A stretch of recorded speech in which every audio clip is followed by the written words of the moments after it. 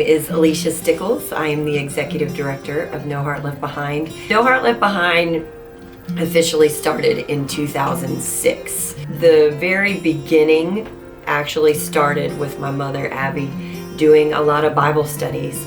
And then from the Bible studies, women would approach her and want to meet one-on-one. And this really is a God thing as to how this ministry started, because it never started like most ministries do, where your desire is to, okay, I'm going to start a ministry. It was just little bit by little bit through the Bible studies, and then people wanting to meet with her, and then the story of my parents and the way that they were able to thrive after such a dark season of their marriage.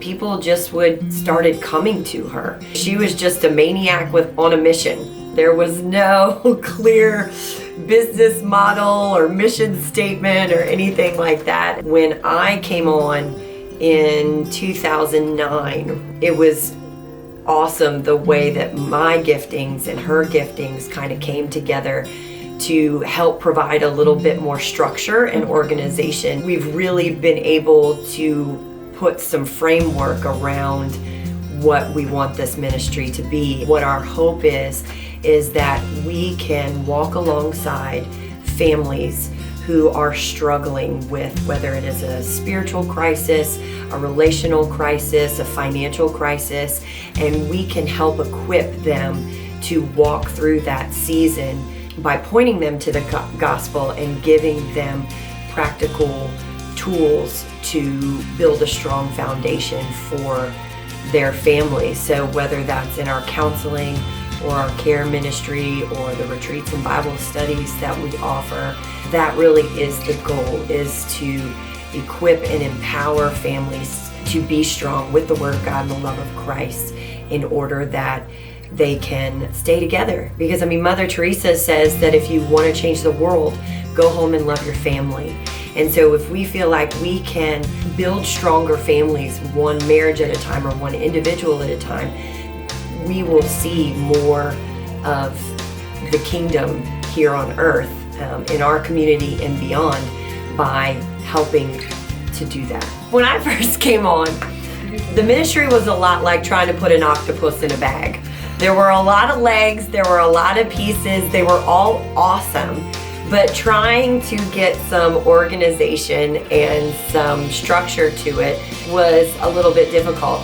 A lot of the same facets that we have today are what we had back then, but they just weren't as clearly defined. So when I came on, the counseling ministry was still probably the strongest facet and the most impactful facet of our ministry. I would also say that our care ministry was something that was thriving. Our Adopt a Family program, which is our Christmas community outreach program, was really starting to take off.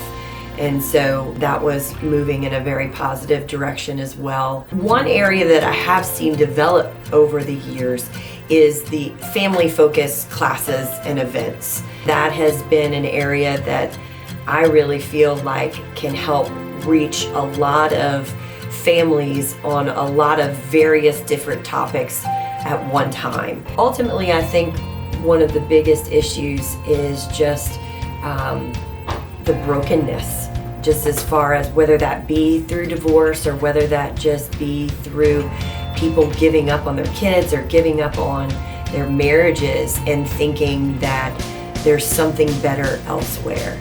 When my family is such a testament of what could happen if you stayed and you fought for your family and you really leaned into the gospel. The biggest needs would just be the financial support. Without our supporters, we are 100% supporter funded. We don't receive any grants or anything like that from the government. It really has been God working through His people that have kept us going for 14 years now. So that always is a need, is that continued financial support to be able to do what we do. Families really are the most foundational thing. I mean, that's where you get a lot, it shapes a lot of what you think about yourself, how you view the world, what kind of wounds and lies you carry around in your heart. And so if we can support people at that level, we feel like that is some of the most important work that we can do.